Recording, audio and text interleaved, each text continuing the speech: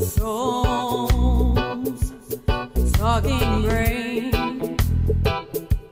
enlightened minds, seeking out truths, seeing the world with the mind of those who see beyond the three-dimensionally. Souls, talking brain. Ask the right questions, uncovers the blinds.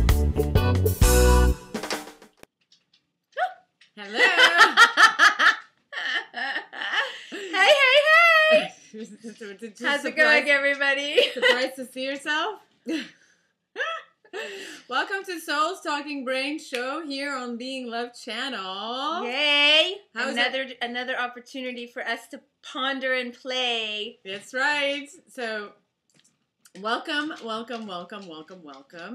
and sending forth positive energy to everyone here watching us today, and everyone who's not watching us today, but everyone who is watching us today, thank you for joining us. Blessedly be in Lakesh Alakin. All right. Alakish, Alakin. In In Lakesh. Lakesh, Alakin. Alakin. And what's the last part? Alakin. Alakin. It's like kinship. Yes. Right? And it's a Mayan saying, actually. And what it means is, in Lakesh, I am another you. Mhm. Alakin, you are another me. And so, therefore, we are one universal family, which is what we are. That's right. So, there you go. Yes. Very cool. Yes. So what are we talking about today on this fabulous show here? Well, Alina and I were having a conversation a little whiles ago, and I'm sure that many of you can relate with respect to the epiphanies that are occurring rather repetitively. And not that it's the same epiphany, but there are many of them that are happening of late. And so one epiphany that has occurred recently is in relation to struggles. And with respect to struggles specifically, that we tend to celebrate our struggles. We kind of like compete over who's struggled the most. Who is in the most pain, you mean? Who's in the most pain, or who's suffered through the most, who's had to endure the most suffering in their lifetimes, and look at me, I'm still standing. Yeah. And so basically we are, if you look at it rationally, we're giving out gold stars for suffering. Right.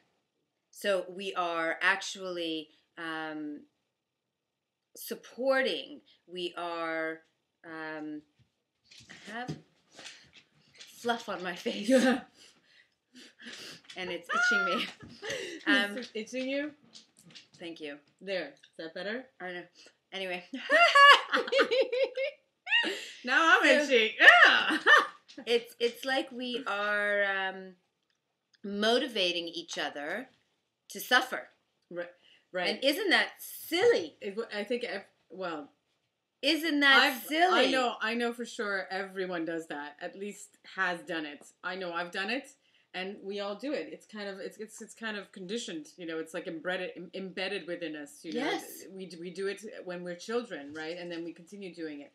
Yes, we do. We compete. We compete on who has had the most shitty life.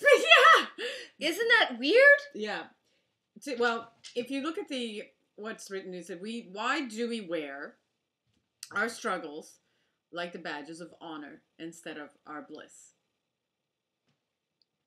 Why do we? This is what we're going to be talking about today. Yes. It's, well, first and foremost, I think there is pleasure in there is pleasure in it. Period. Pleasure in what? Suffering? No, there is a, I guess it's an unconscious pleasure in having to show off your experiences, not only just the good ones, but also the bad ones. There's pleasure in it. I mean, if anyone would agree with me or not, but I think there's a pleasure in it. It's like, well, because we're taking. Yes, we have the desire to wear that as a badge. Yeah, yes. So it's a desire to have to. But we don't wear our bliss like a badge. Who walks around saying, "I'm an A student"? Who walks around saying, "I just made $1 million," or "I just had this wonderful epiphany of love's light," or in my lifetime, everything has been fabulous. And everybody around is like, oh, "That's amazing. That's really cool, man. Wow, tell me more about it." As opposed to, yeah, so when I was 10, this like really dark looking, strange, monstrous type of person came up to me like, "Watch, you're all listening now, aren't you? Like your attention is riveted on the screen." And they just, as opposed to when I was 10, my parents took me to this really lovely little place, and it was so nice, and I just had all of these wonderful feelings inside of me. It's where is our attention drawn to?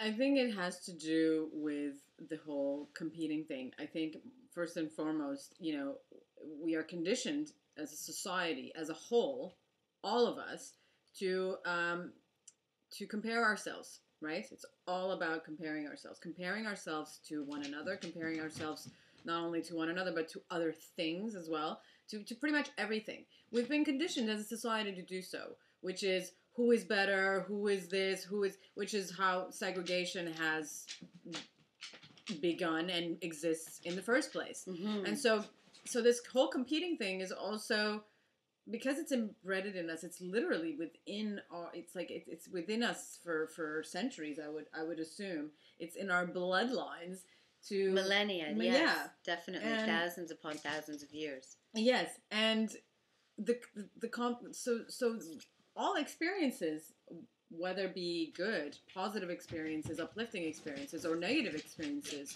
and horrible experiences in our lives, are also a part of that competition.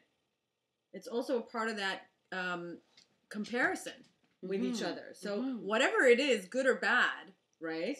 We're constantly competing and feeling proud in some ways of whether it's the good or bad things that we've experienced. Unconsciously, it's not something that you set up and say, "Okay, I'm going to be feeling proud now." It's just something we do. It's something that we've grown accustomed to doing.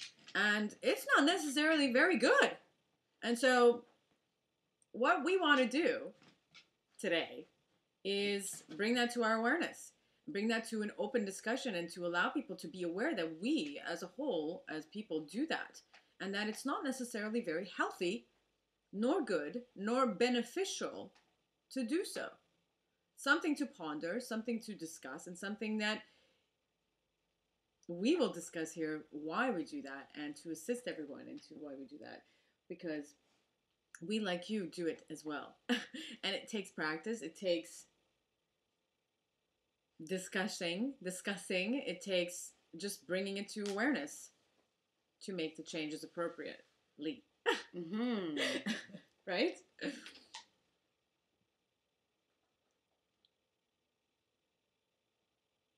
It's a picture moment. We're taking a picture. Cheese.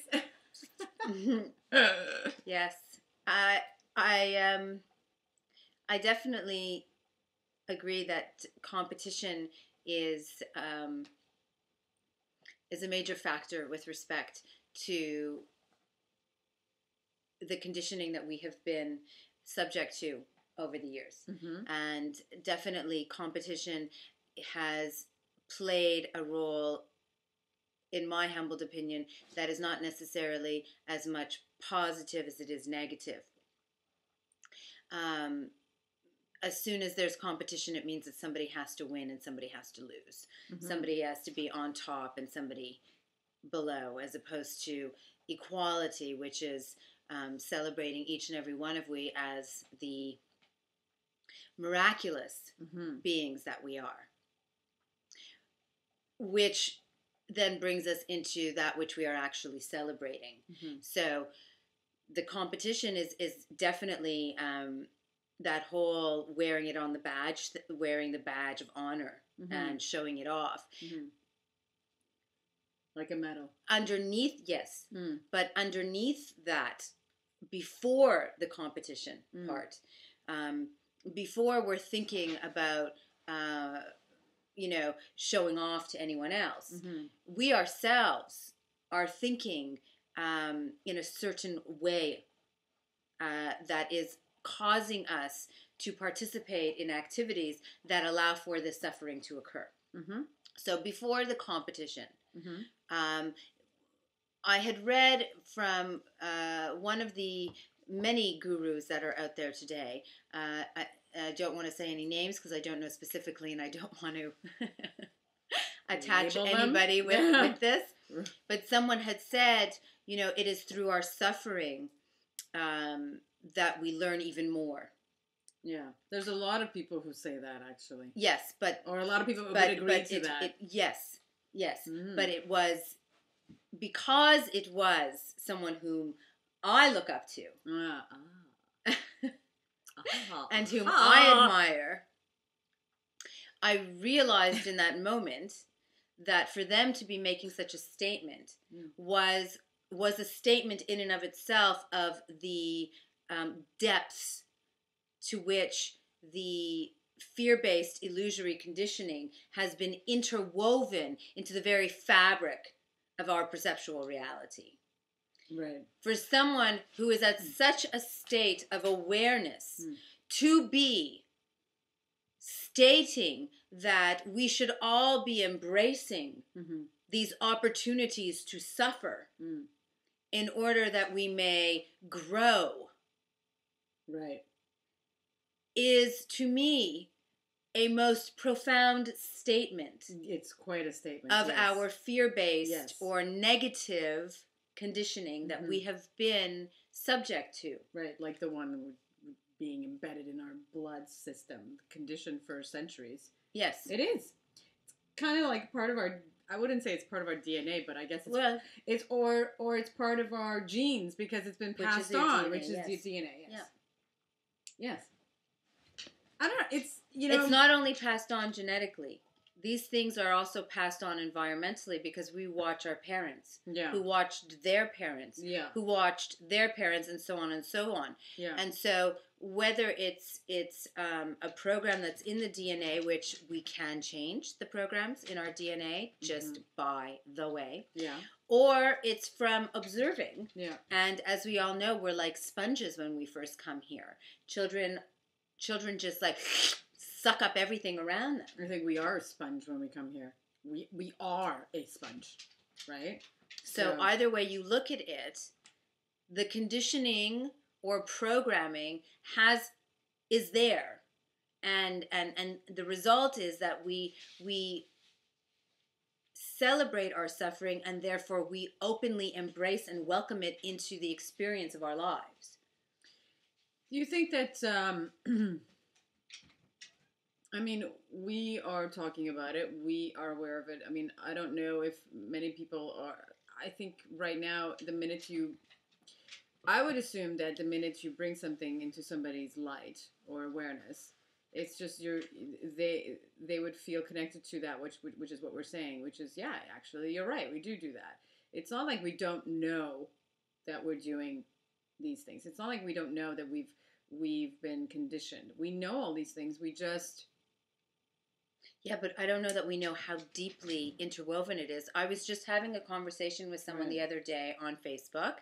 Check us out on Facebook, by the way. We don't know we don't know how you mean. We don't know how much we're conditioned. Is that what you're saying? Yeah. So you don't even know that there are certain behaviors that we're participating within, like this one that we're speaking to today, that are actually not truthful. Right. Like we think that behaviors like the statement, you learn more, you grow more from your suffering, right? You know what we think that this is a truth. Well, so much because we've been so ingrained. Like I was having a conversation the other day. Is kind of there is a some kind of truth to it. And so because of that is why it's stated as such. Do you see what I'm saying? But it's stated to the eradication of bliss. Okay? So it's the statement that we learn more from our suffering means that we don't learn as much when we're happy. So yes, that is true. What is the point of being happy then? Right. Yes. Okay. Wow. Well, think about it for a second. Like, the only way you're going to grow, expand, or learn is if you suffer. Okay, well, why is it that we as a society have think that would put so much weight and importance in that until you learn or experience, then that's when you will appreciate or... Exactly, that's the point. That's the question. Why is there so much importance to it, though? But that is the question. Do you really believe that you need to suffer in order to be empathetic, in order to feel compassion and understanding for someone else in a position that is suffering or in pain? Well, a lot of everybody, there's definitely going to be people who will disagree. There's definitely going to be people for sure who agree, and there's going to be people who are going to agree and disagree at the same time, right? I can see both sides openly. I can see why one person would want to really believe in the fact that it's only through suffering that you would be able to learn. I can see that. I don't see anybody wanting to believe that. No, but a lot of people do. A lot of people they believe it. I don't see them wanting to believe it. Nobody wants to be, say, okay, I need to go and put myself in situations where I really want to suffer so that I will learn. No one is going out and doing that. Obviously, nobody wants to do that. Really. I really hope you don't. But we still do. I think because when people are given so much freedom, maybe so much when you don't see something, it's kind of like if we were born in this world, okay, and we didn't see the precautions or repercussions? What's the word I'm looking for? The repercussions for our actions? Yeah, like there's another word. Is there another cause word? And effect? I don't know I don't know what when somebody does something, you don't realize the repercussions. Repercussions, yes, repercussions. Or there's another word I know. There is the consequences, right? Okay. Consequences? Yes. Mm-hmm. Okay. Repercussions, consequences. When we don't see these things as if we're born, we won't know them. Right? So we would do things not knowing what can happen if we do something. Like for example. So do you have to do something in order to learn it? No, because they don't know that that's what would happen.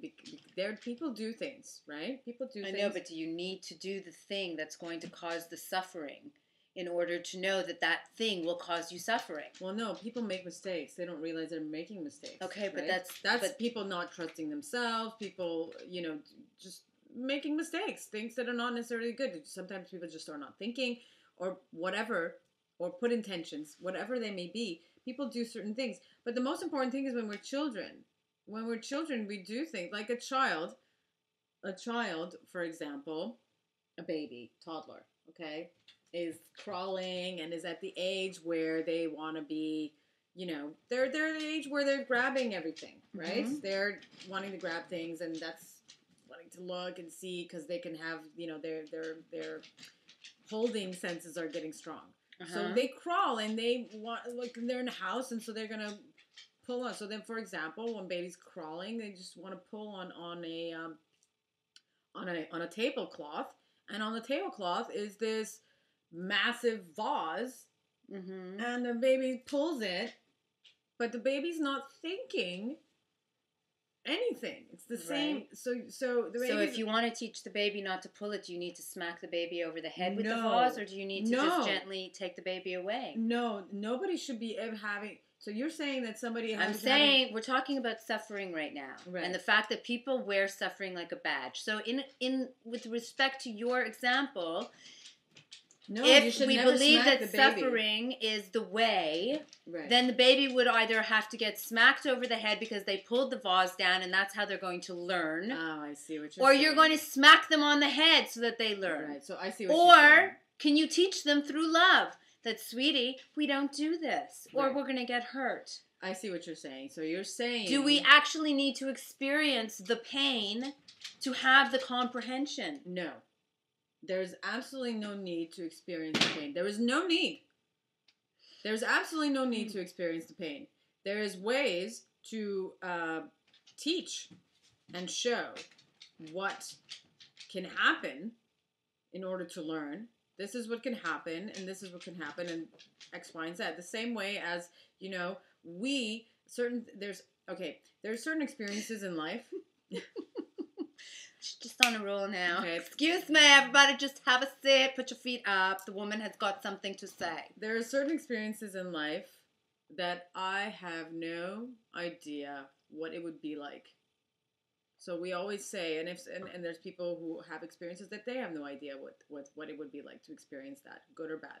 Okay, we'll take the bad for this example. Mm-hmm. Okay, and so I can only imagine. And we all say that. I can only imagine, right? I can only imagine. We won't know unless we experience it. But what we always do say is, I can only imagine what it would be like. So if we're imagining it, then we are well aware knowing what it would be like. And therefore we learn not to because we know not to, right? Mm. This is the same thing as watching something. Do we necessarily have to watch somebody being beaten up like insane or hurt or any horrible thing? Do we need to watch that to know? It's the same thing. Do we need to watch other people suffer in order for us to learn? Do we need to? It's the same thing. Yes. It's the same thing as watching a horror movie. Do we need to watch that just so we know because we're curious? Do we need to watch, but so many people would disagree. You see, there's so many people would say a lot of different things. Like, for example... so let's keep it to exactly small? What we're talking about. Because that's the thing, though. A lot of people could just go big. Keep it to what we're speaking about, though. Right. We're speaking about one thing right now. Okay. Which is that people wear their suffering like a badge of honor instead of their bliss. People celebrate suffering. People say that you need to suffer in order to feel compassion and understanding for someone else's experiences. In order for you to be empathetic, in order for you to be loving. Shaman saying hi. In order for you to be loving to someone else who's having an experience. So I will give an example now, okay? So, for example, you have a person who is chosen for whatever reasons to sell their body for a living. That's their choice. That's what they're doing. Okay. We don't know why, and we're not making judgments about it. Okay. Right? But this is the choice that they have made. Okay. Do I or you need to go to the extent of selling our bodies in order to understand what this person is going through in their life? No. Okay. So, in my opinion. But can you not feel empathy for this person who has chosen, for example, to sell their body, and they may be having a difficult time emotionally with the choice that they've made, or maybe they have gotten into a physical altercation with someone as a result of this, and here they are, you see them on the street and they're beaten up, and the response that some would say is, well, you have no understanding, right? So unless you're in their shoes, you won't know. And the question is, really, do you need to walk in their shoes to know? Or can you not feel empathy for this person? Can you not have understanding for this person in the situation that they're in? Yeah, it's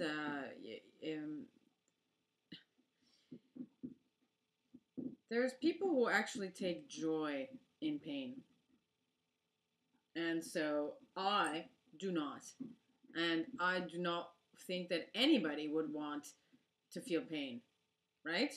Nobody would want to feel pain. The majority of which, majority of people around the world does not want to feel pain. Correct. Okay? So if you don't want to feel pain, you would do what you can to not, instead of being proud of the pain that you did experience. Correct, except that we are, right? Well, I'm saying, you shouldn't be proud. If really, in truth, you don't like feeling pain, why would you feel proud? Is it because experience? That's the whole paradox, isn't it? Is it because the pain gives you is it maybe because it gives us an authoritative stance? Like, do you feel like you're a better person? Well, we've made it. Feel like other people would see. I think it's that we've made it that we have done that. That's the whole thing. This is what we have taken suffering. This person has gone, and we've made it into this like yes. So it's like the person. We've made it into like an award ceremony. It's as you said earlier, it's like a competition for who has suffered the most. And those who have suffered the most get the biggest trophy. I think Jacques Fresco said it best. This is civilization. This is civilization. This is our civilization that we actually think. Actually, he said this is not. We are not a civilized. No, we're not civilized. So then we are not civilized. But that's what I'm saying. Yes. Is that we think that we are civilized people. Well, this is not civilized. This is not a civilized mentality for any nationality, for any individual, color, race, age. It does not matter. As long as you're a human being, you've got a brain, you're breathing. It's not a civilized way of thinking. It really is not. But yet we all do it. Yes. So this is the exact point, is that we have been conditioned so much so that we don't even recognize the fact of how ingrained our fear-based conditioning is, that we are celebrating the fear. We are giving honor to one another for being in shit. Yes, I think. How shit is your shit? Because honey, my shit smells so bad. You have no idea. And it's ludicrous. It's ludicrous to the point that we have self-help gurus, health and wellness and wisdom gurus that are purporting this to be a truth that we should all aspire to. Well, gurus, my sweet, are just humans as well. Yes, people like you and I who make mistakes. We make mistakes. I make mistakes, right? We all do. But yes, it is. It's a little bit. It's a statement, though, of the conditioning that we have been subject to. Yes. Right? We really are. Because it's so ingrained that it's not something that anybody would question it. No. Somebody makes a statement like, it is through our suffering that we truly learn the most. Nobody questions it. It's just like, totally, sure, you're right. I know, you know what? And then everybody can give 20 examples. Well, you know what? It's true. When I was in a relationship where I was getting beaten up, when I was living in war, when I had bombs going off, when I was sexually harassed, when I was the victim of thievery, when somebody stole all of my belongings, and it goes on and on and on and on, and we have so many things, and everybody's piling in. Well, how come we are not doing this for our bliss? Because I have to tell you, I can give you 1,000 examples of how I have learned and grown, transcended so much more and so much happier and better and fuller, wholer, cleaner, sweeter in bliss. Yeah. And having my son, for example. Yeah, well, it's that people do. Meeting when you and I met, right? Mm-hmm. We were so happy that we were finally finding someone else who we could relate to on so many levels of beingness. Yeah, just celebrating the moments and being proud. Was that not an amazingly enlightening and expanding experience? I don't think many people would actually. But you tell me, if people actually are doing it because they're feeling like they're, wearing it as a badge, right? I don't think people are walking around, even though we are. I don't think people realize that. Exactly. Are. Nobody is so conscious. Yes, we aren't consciously aware of how we are helping to brainwash ourselves. That's the point. Is that we are continuing the condition. We have been conditioned for thousands of years to be coming from a fear-based perspective, to be interacting with our environment and our experience of life itself from a position of fear, so much so that we don't even recognize that we ourselves are now celebrating it. We are reinforcing the fear in one another. So that those whom are in positions that are profiting from our fear don't even have to do anything anymore. We're taking care of it. We're doing it ourselves. Okay, well, if we are so, yes, deep thought there. Excuse me. If we are so turned on, I guess I would say, by fear, why aren't we so turned on by greatness and goodness? Which we all really want, right? But we want goodness and positivity and love and happiness. This is what we want. That's established. We all want it, period. Okay? But we're not so much turned on. Okay? We're not so stimulated. There's this desire, stimulation of curiosity, kind of, for fear. I think it's all just our conditioning, and I think that we are just perpetuating it. But why is that? Because you've been conditioned. It's already there. If you want to go back to why it is, it began thousands and thousands of years ago when somebody said, hey, if I scare the shit out of all these people, they're all going to bend down and kiss my toes because I'm going to tell them that I'm going to be their savior. So these are things that's turning us on. You're going back into the why. The why is like thousands of years ago. Yes.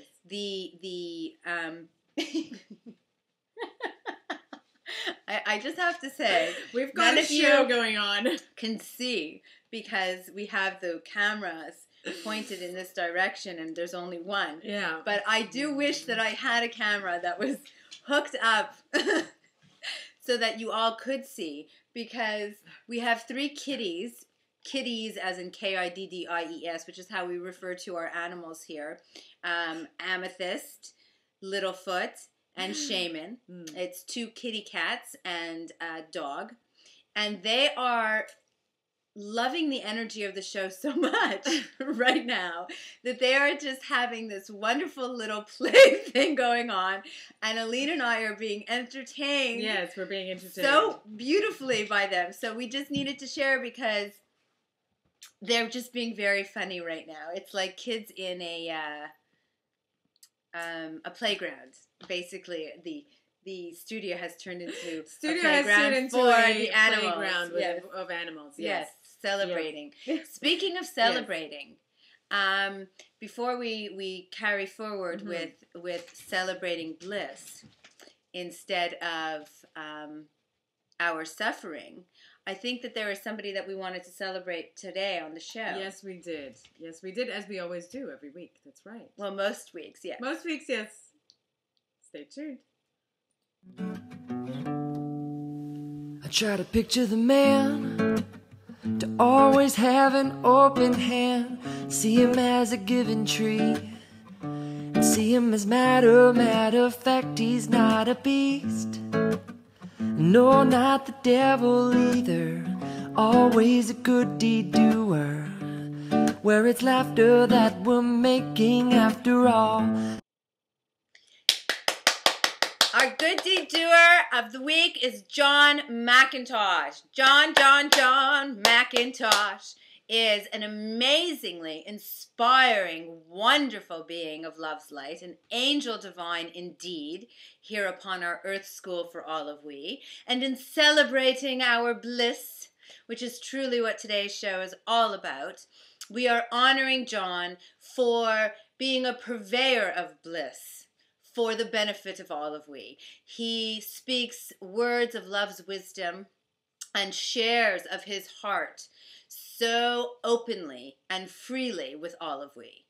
And we definitely do recommend that you journey the adventure through the wonderful links that we have available here, that actually Aline, in her Genius of Geniuses, created this wonderful presentation. So please do go and journey. It's right up there, John McIntosh, and oneheartoneworld.com. And you can also look for him on Facebook. And on his profile, he's got a free ebook that you can download that's filled with phenomenal wisdom. And as with anything, we can hear the same things from 1,000 different people. And it's not until we're ready to receive that we will actually hear. If you are ready to receive, John's words are definitely ones that you want to hear. So do go and have a look-see, because it's worth the journey, indeed. Very cool. Yes. Yay. Thank you, John. Namaste, namaste. Yes, and that was our good deed doer of this week. Which, by the way, for those who are wondering, because you heard the song and you're like, I know that. I know. The song, yes, the song. The song, why do I know it's it? from Jason Mraz. And it's, which song is it again? I think it might be Live High. I think it might be Live High. We think it might be Live High because we're not even sure right now. We have having brain freeze, but it's one of Jason Mraz's songs, yes. And it's just a little snippet of it. Obviously, yes, it is Live High. The most phenomenal snippet for our purposes here today. Yes, yes. And so, enormous gratitude to Jason for putting these words to music so wonderfully that we were inspired to use it for our Good Deed Doer segment. Yes. Here. We did Talking Brain. That's right. We did actually feature Jason Mraz on our Good Deed Doer a few shows ago.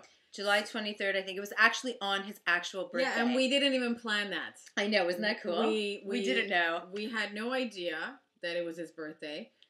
For those of you who don't know who Jason Mraz is, Jason Mraz, just Google him. He's an exceptional individual and a musician, singer-songwriter, and a peace activist, I guess you would say. He's a love activist. But yeah, so we didn't know it was his birthday, and we had our show, Soul Talking Brain. Yeah, and we did. And so we featured him. Yes, we did. We featured him because he's just so adorable. Yes, and yes. so yes, he is. In so many ways. Yes. Yes. I just saw right now the whole Saturday Night Live thing right now. Did you? Yes, we did. Yes. I'm having to. Yeah. La la la. Okay. Saturday Night Live, if you are watching and you like this skit, by the way, and if you would like to incorporate Soul Talking Brain show. Yes, on, get in touch with us. There you go. Yeah. If you'd like to make fun of us, go for it! Oh, really? That's what you're inviting them to do? Well, why I not? thought you were inviting them to invite us to be part of the show. Well, they can. Now you want them to make fun of us instead. They can. 1 minute. They can use the show. If you'd like to use the show, you can make fun of us if you'd like, but you can also have us come on the show. Don't you think you should discuss that with me first? Oh, I just called lightheaded. Seriously?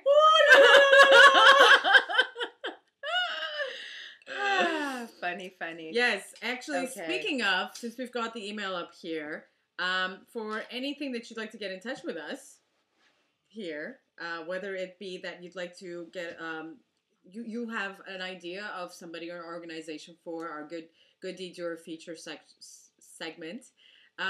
You can write us, let us know if you've got any commentaries or any feedback or anything that, if you're not wanting to share on our commentary section under our videos in our which of course they do. Everybody wants to share their fabulous words of wisdom. Of course you do. Like, why wouldn't you? Hello. And for any reasons, please do get in touch with us. It's the email address right here that you see on the screen. It's beinglove@oneisall.com, which is 1 being the number 1isall.com. And amongst those reasons would be if you want to advertise, and we'll be showing you what kind of a fabulous advertising you can do with respect to commercials later on. That's right. If you want to sponsor a show, which would kind of look something... We can go right back. Oh. Like that. So your logo would be there, and then your website, and it would stay, is sponsorships. Yeah. And then, so advertising, whether it be as a commercial or sponsoring. If you want to, as Aline was mentioning, if you would like to recommend someone for the Good Deed Doer segment, if you would like to recommend or request that we speak about any certain subjects. Yes, that's right. Somebody you may know that needs to be known to the world. Yes. Or just any kind of thoughts or ideas or insights that you would like to share or have a discussion within, as well as whether you would like to book Aline and or myself for live speaking engagements or your own personal, individual, private journeys. Aline and I are both available for guidance. That's right. To any and all whom are so seeking. So, again, you would be getting in touch with us through the email beinglove@oneisall.com for any and all those reasons. And, of course, I'm sure you can think of a plethora of more for reasons of getting in touch. Yes. And we are openly receiving. So, there you go. Very cool. Coolness. All right. Back to the show. Subject matter. Yes, the subject we were discussing, if you're just joining us or if you're decided to skip through and come right in right here, right now, we are talking about why we as a society wear our struggles as badges of honors instead of our bliss when we are being and experiencing, walking around in this world. Why we do that. And what we did talk about and what we are saying that some of the reasons is that we are a conditioned society where we are always competing with one another, comparing ourselves with one another, with each other, with everything. Pretty much in this world. We're conditioned. It's embedded within us to do so. And these are the things that is some odd reason, because of all this conditioning, we feel like we are a better person. We are more... it's not an odd reason. We are a more authoritative person, or people would look up to us if we have suffered, which is ridiculous. We think that, somebody who's gone through, somebody who's... is somebody that is a higher positioned person all of a sudden. It's like, we respect, and we should respect every individual on this planet. Whether someone has had great experiences or bad experiences, they are all honored. We are all equally honoring to each other, for one another. Somebody's experience shouldn't be seen as somebody who is being honored more than another person, and I think that's what it is that that's the result of how we are looking. There's nothing weird about it, and there's no big mystery to it. We have been conditioned by fear. That has been the motivating factor that we have been taught to exist by. We are a high-stressed global family. We go to work because we are afraid of not having. We don't live in a resource-based, civilized, universal family. We live in a competitive one that promotes fear. Yeah. And so with respect to suffering, there's no big mystery of where it came from. It is kind of similar to that of a prisoner mentality when I don't remember the name of the girl. There was a very, very famous case, but someone has been kidnapped, for example, and they are kidnapped and spending, let's say, a year with their kidnappers, and they start to identify with their kidnappers, and they lose sight of the fact that they've been kidnapped. And then you don't ever have to worry about them trying to run away anymore. Because they have themselves taken on that mentality. And this is the same thing as what we are doing with our struggles. We don't have to be conditioned anymore. We are doing the conditioning. So this is where it came from, a millennia of living under the rule or under the perceptual paradigm, the way of interacting with the world from a position of fear as opposed to one of love.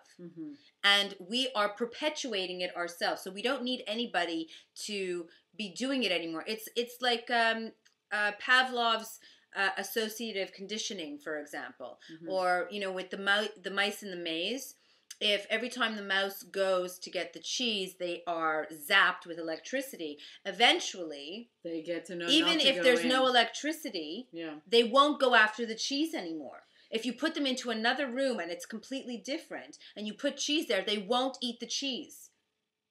Well, that's just it. So we are taking care of the maintenance of the fear-based activities by celebrating our suffering, when we should be celebrating and motivating everyone to be experiencing bliss. And therefore, instead of coming from a position where everyone's looking to see who can outdo who in their suffering, everybody would be coming together to celebrate their bliss. And so in our own lives, our own personal lives, we would be doing everything we can to experience bliss. So we would be looking for bliss. Therefore, we would be motivating bliss. We would be supporting bliss. Then our experience of life would be more blissful.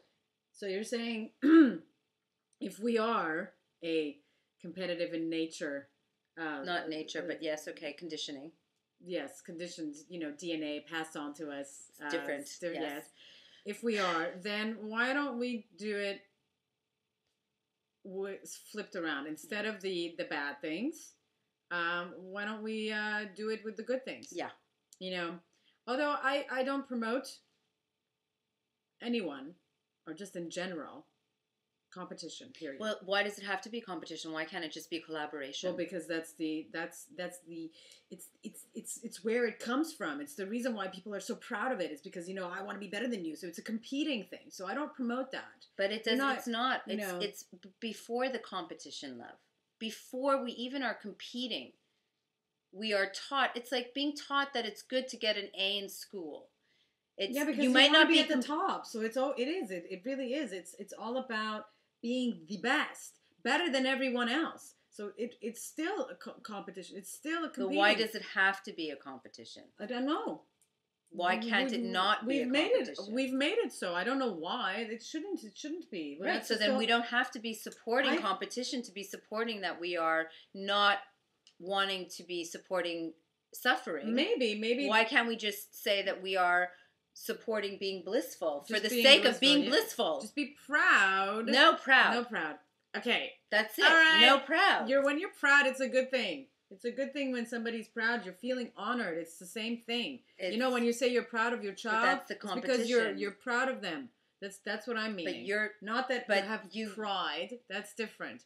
Being proud and but pride you just said that you don't support competition, and now you're saying that you do. No, when you're feeling, it is competition. It's the same thing as being grateful. That's what I'm saying right now is when I just said to feel proud of your bliss and it's not to compare yourself to another. It's not to do that, but it is to be grateful, I guess is a better word, of what you're experiencing. So the good things is when you're grateful, you want to share that. So I want to share what I'm grateful for, right? Exactly. So it doesn't have to be a competition. It can just be collaborative sharing. No.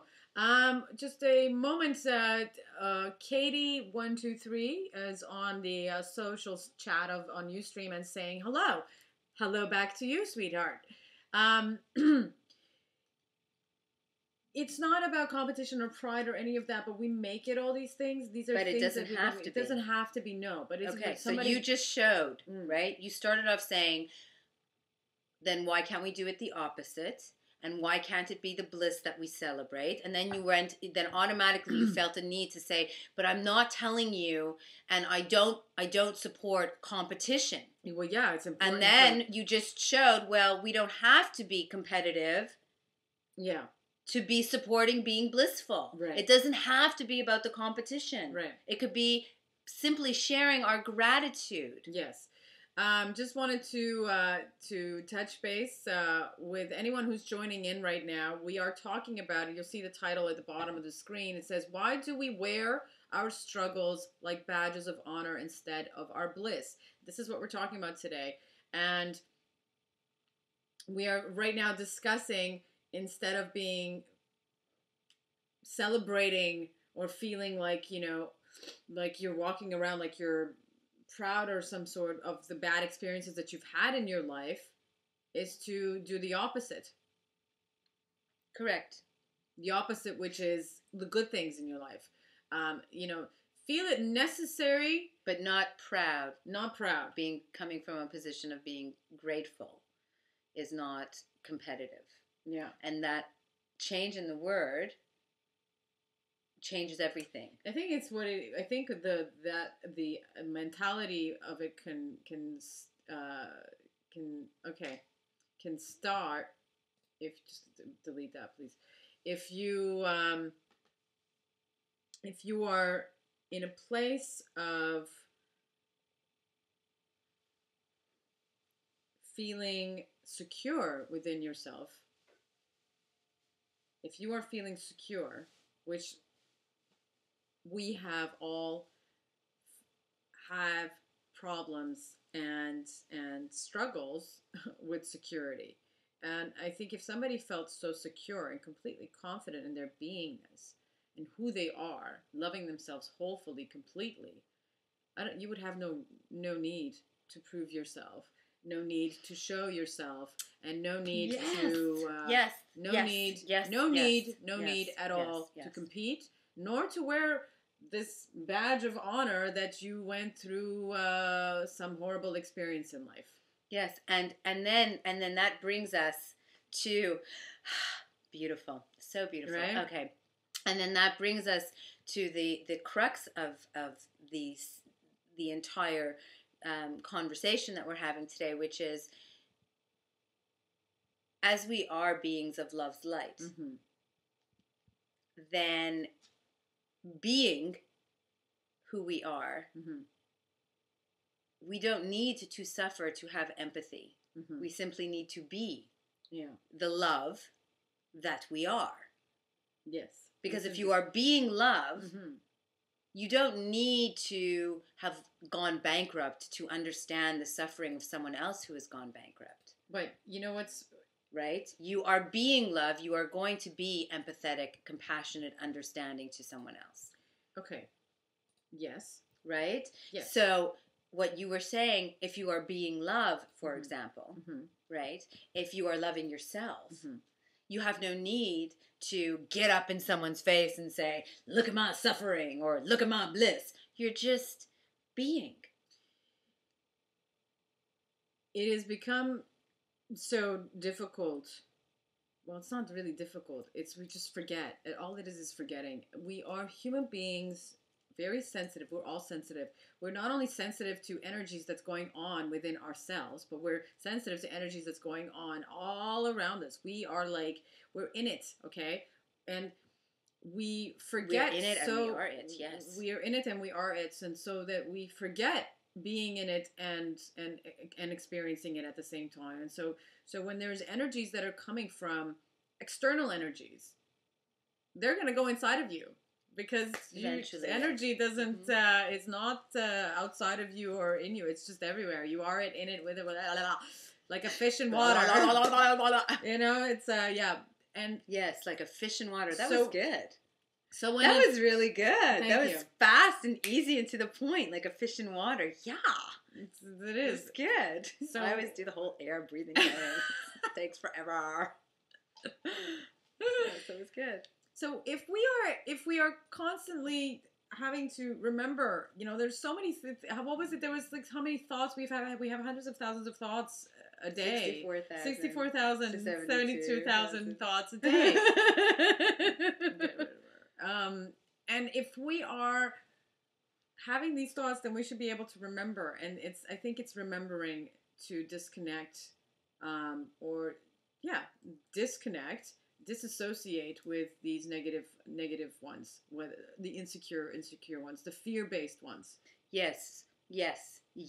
So to redirect where we are putting our attention and focus, with respect to which thoughts we are choosing to give any kind of weight to.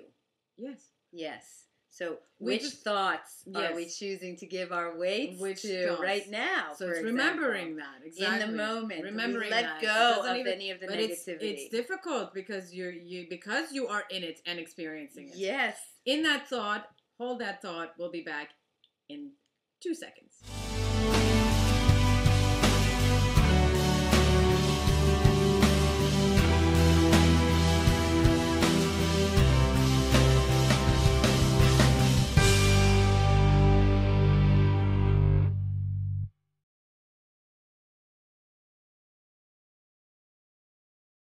You're doing exactly. Second time around. Second time around. I love it. Yes. She's loving your scene. You're just being surprised being popped onto the screen. I'm just playing so much today, and yes. Just, so there you go. La la la. Now you can see my klutzy me. Yeah. So what you just saw, if you do love what you're watching, please do share with all. We highly appreciate that as one of the ways that we can all give back, whether it is just giving or giving back, just giving period, is to share. And the simplest thing to do and the most free thing to do is to share. So if you do, please do share. There's underneath me, maybe like right here somewhere, you've got social networking icons. So, and you can embed this video, you can embed the show, you can get the code from it, you can do all kinds of things down here. So just click on and do share. Yes. Share the love. Share, put it in your blog posts. That's right. Send it by email, put it on your Twitter, your Facebook. Honey, just do it. Share it everywhere with everybody. Fabulous. Absolutely.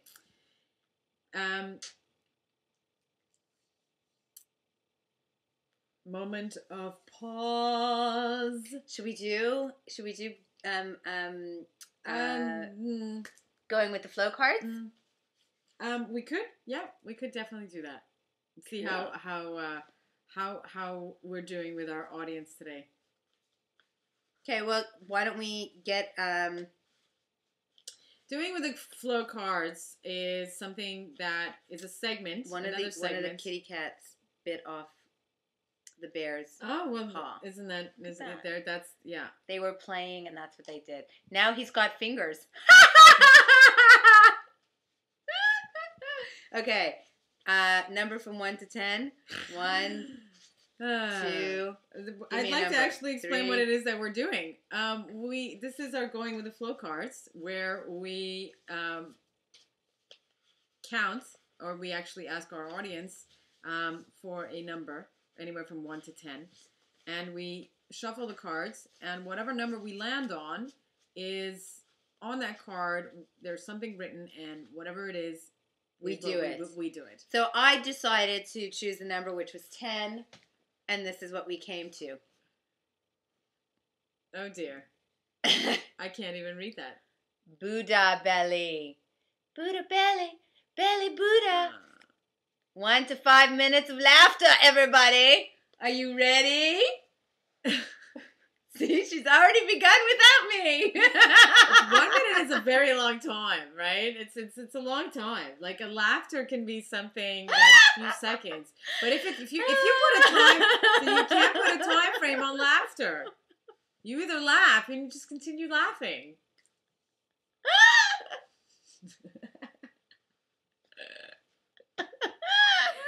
That's right. We're taking this moment to laugh. To laugh as much as we can.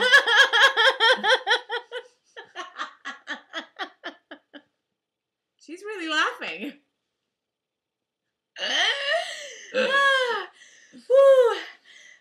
That was great. Wow. It feels great. It feels fabulous. Great. It is. It's like the nicest feeling. Wonderful. Whew. It's a great ab workout, by the way. Oh, it's refreshing. It feels great. Wow. So, doing a Buddha belly, little laughter therapy, anytime throughout your day is a very uplifting thing to do. It changes the vibrational frequency of all of your cells. It's very cleansing. You need a lot more oxygen in your body in order to be able to allow for the laughter to occur. So it's an overall very healing activity to participate within. And it might seem a little strange at first because you're laughing for no reason, but when you start laughing, then you are kind of motivated to laugh some more, and it just kind of goes on its own thing. So if you have to force yourself to begin laughing and it feels a little fake and whatever at the beginning, it's okay. It's okay. Keep going with it. Keep going with it, because even if you're doing it for like a whole minute or 5 minutes and the whole time it's not like truly authentic, it's still really, really good for you. In fact, it has been shown that people, when they are feeling really crappy, if they choose to just smile, just put a smile on their face, it uplifts their entire mood. Yeah. So just imagine what laughing can do for you. Yeah. Well, the laughing part is very easy. What you can do is you don't have to watch something or do something to make you laugh. I'm sure you can find something in your mindset and just something that happened or you experienced, and allow yourself to re-experience that experience. There's a plethora of ways by which we can yes. assist ourselves in being happy. And as we were saying before the break, which you said, which was very, very wise, is, and one of the ways that assists us in being happy, as it turns out to be, is choosing where to focus our thoughts. Yeah, we can do that. And then the thing is, we forget, right? There's so many things that we forget, but the feelings of the energy can be so strong that we don't know how to release that in order for us to not feel it. So if it's a negative feeling, for example, of having to feel something, negative, it's extremely hard to turn away it's from hard it. to turn away from it because you're already in it. You're experiencing it. So you can't just stop. Oh, excuse me for a minute. I'm feeling really angry right now. Let me take a moment. Yes, of course you can. But well, it's you just not said easy. You can't. But you can. You can. In the I moment. didn't say you can't. I said you definitely can. But it is difficult. This is being recorded. Yes. I'm so happy because you're going to watch it, aren't you? You said you can't. I said what I'm trying to say is that you can't, is that it's difficult. It's difficult, but it doesn't mean you can't. In a moment of complete and utter anger, we can just stop like a complete lunatic, okay? Like someone who's schizophrenic, for example, and go from being, and go, you know what? I'm going to be happy now instead, okay? I just changed my mind.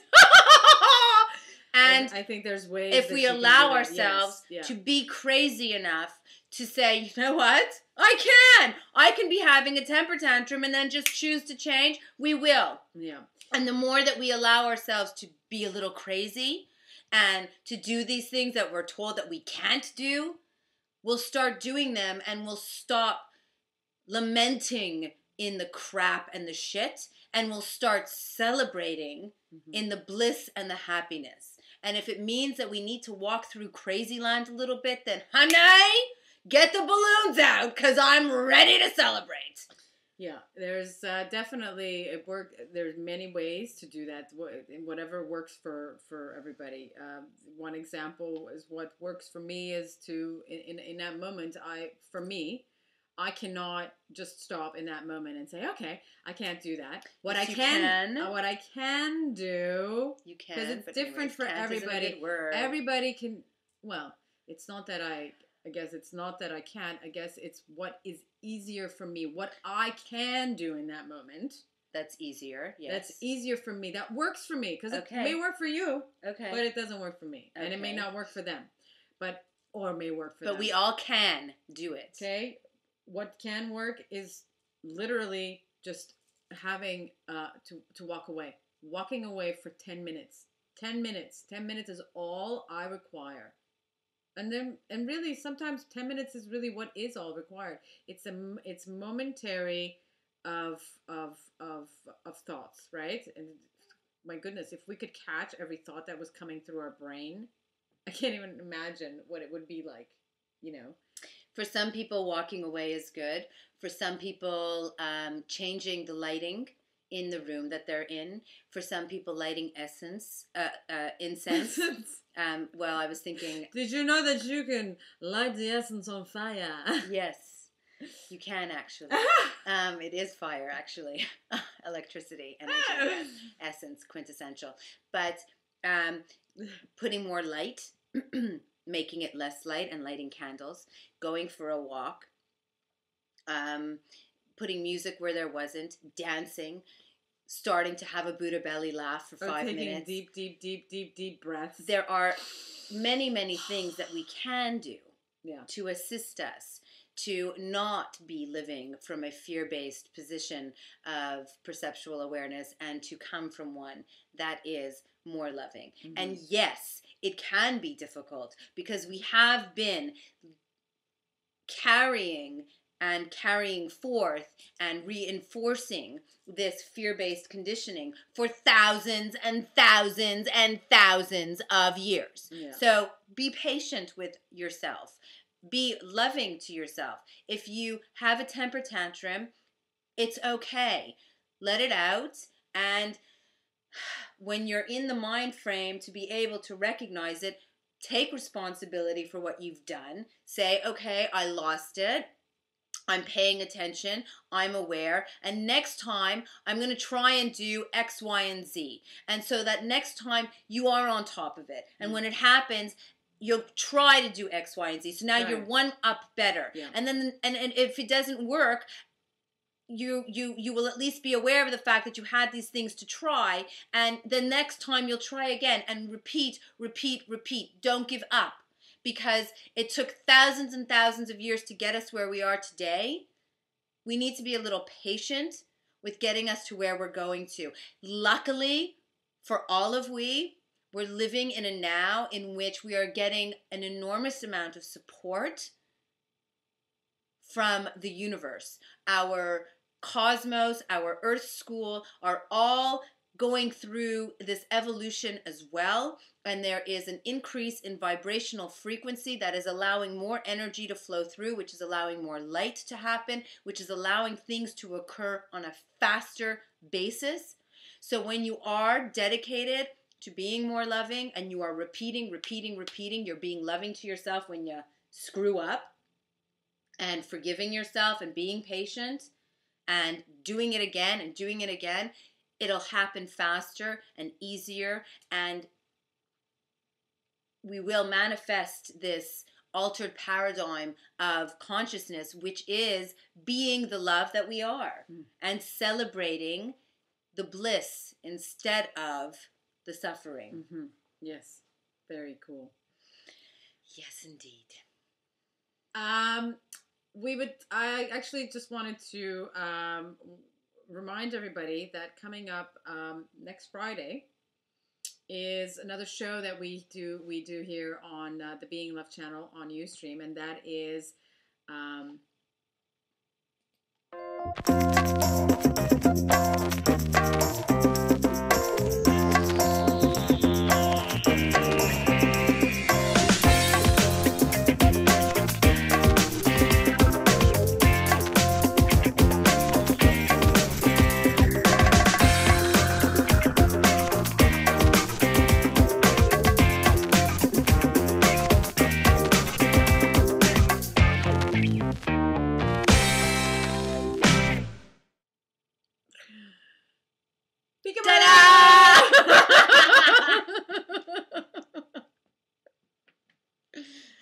Radiating love.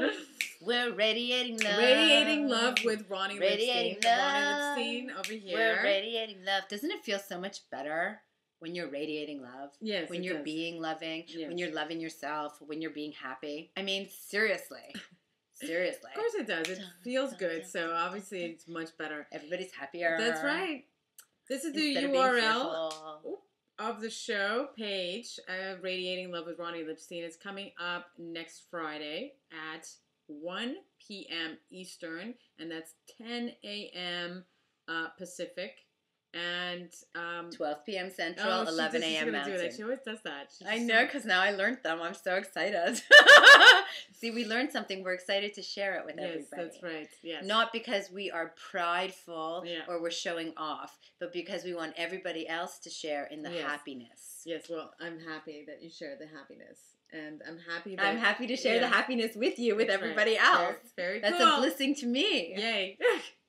So, and our show here on Soul Talking Brain is airing every second Wednesday. So, not this coming Wednesday, but the Wednesday after, we'll be back on again. And you can also join or like our Facebook page, Soul Talking Brain on Being Love, and you'll be able to keep up with all the things that we're doing here on Soul Talking Brain show. Wonderful. Woohoo! La, la, la, la, la, la, la, For those who did join today, we'd like to say thank you. We are always humbled and appreciate the eyes and the ears to share in our experience here with us. That allow for this experience to actually be. That's right. Otherwise, we'd be just talking to ourselves. Right. That's right. And I think our show, our next show is airing. Can we see what's the date for our next show? Which is not next Wednesday, but the Wednesday after that, and that would be. I think it's December. December 8th. December 8th. So December 8th is our next show on Soul Talking Brain. Nice date. Yes, it is. To see you and us then. Thank you all so very much. Sending forth positive energy to all of we for our highest happiness manifest upon all levels of our multidimensional beingness in our eternal now. Blessedly be in Lakesh Alakin.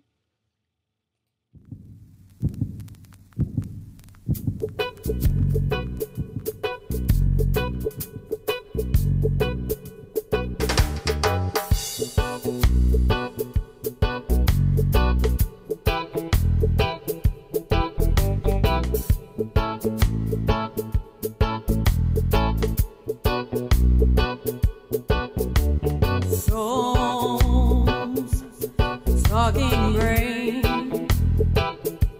enlightened minds seeking out truths, seeing the world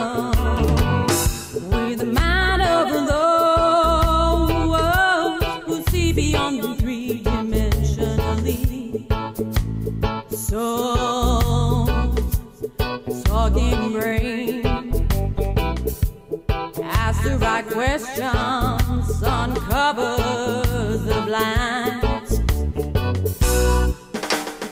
Souls, talking brain, enlightening minds, oh yeah, seeking out truth. Soul, talking brain, ask the right questions. Soul,